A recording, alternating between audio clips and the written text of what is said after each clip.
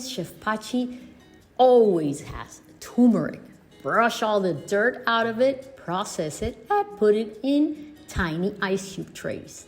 Freeze it and use it. It keeps for months if well sealed. Ginger, exactly the same thing. Don't peel your ginger, just wash it, remove the dirt.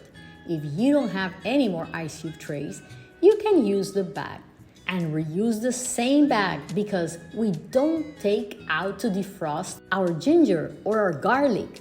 We always put it right back into the freezer so it's kept frozen while we use it. With the basil, it's so simple. Lots of basil, salt and pepper, garlic, and just a little bit of olive oil. That's it, concentrated pesto. You can keep them in bags that are reusable, or if you can find all these tiny ice cube trays, use them and enjoy